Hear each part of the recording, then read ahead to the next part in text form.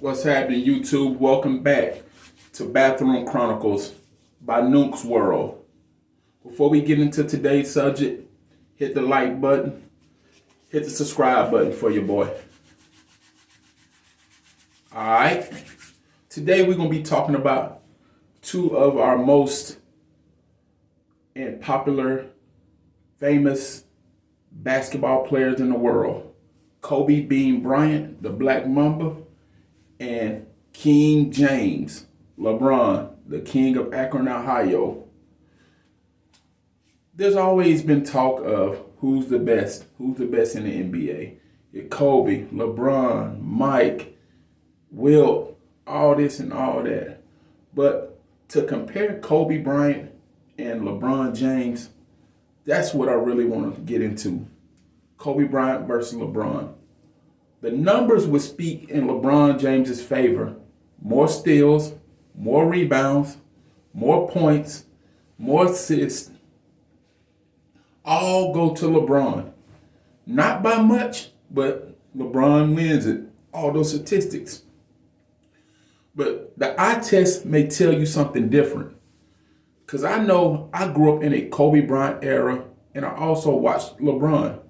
But Kobe Bryant's mentality, his gameplay, just to go after his opponent was relentless. Kobe Bryant was a stone cold killer when it came to basketball. There's nothing he couldn't do. There's nothing he could not do on the floor. You could see this man literally putting the team on his back and coming back, and the other team could not do nothing. The opponents they would start watching. It was so spectacular. Kobe, on one hand, embraced it.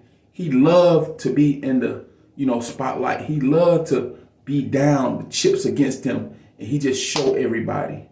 He loved that pressure moment. He loved taking that last shot.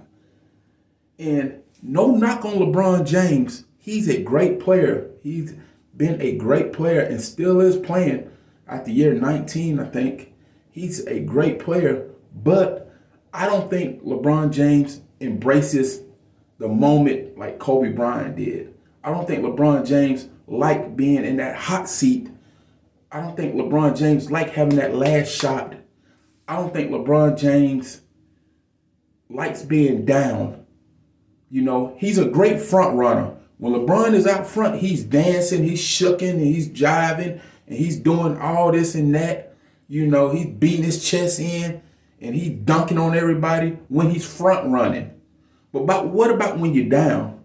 What about when you're down 3-1 in a series? What you gonna do?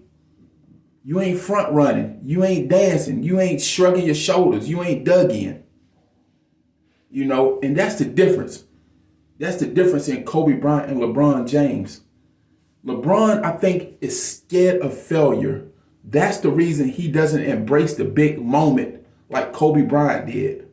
Kobe Bryant was not scared of failing in the big moment. He didn't really care what the public said or the media or this and that. And he just played his game, and his game spoke volumes. LeBron, on the other hand, he really cares about what people think. He cares if he missed that last shot and they lose the game. And I think he looks a lot at social media, and that messes with him. That really messes with his, psyche. And Kobe really, he didn't care, And both of them came in to the NBA after high school. Kobe came in straight out of high school. LeBron came out of high school. Both of these guys were just phenom in high school and just taking over the game, and they were men amongst boys playing. We can't deny that. We cannot deny that. Kobe Bryant's history came in straight with the LA Lakers, and he stuck with the Lakers his whole career. LeBron James, he danced around on a couple of teams. He went to Miami. He was in Cleveland, then Miami, now LA. And, that's one thing about it, too. I think LeBron was stuck chasing a ring while Kobe was sticking with LA, building a legacy and building a team and the chemistry around him. versus LeBron running off looking for people. I think LeBron went looking for a ring and searching, and he found one. He found it. He went to Miami and he found it, and he did his thing with D Wade and Ray Allen and them boys. But Kobe, on the other hand, he was in LA the whole time. He was in LA, him and Shaq doing their thing and just taking over the NBA. Could we imagine Kobe going to another team back then? Would it even sound right to say Kobe Bryant was with the Chicago Bulls? Would it even look right to see Kobe Bryant in a Detroit Pistons jersey? No. Because there was a sense of loyalty back then in the NBA. You didn't switch up. You really didn't switch up. You got drafted by that team and you played for that team. Just like Isaiah Thomas. He didn't switch up. Once a bad boy, always a bad boy. And a lot of people don't have that type of loyalty these days.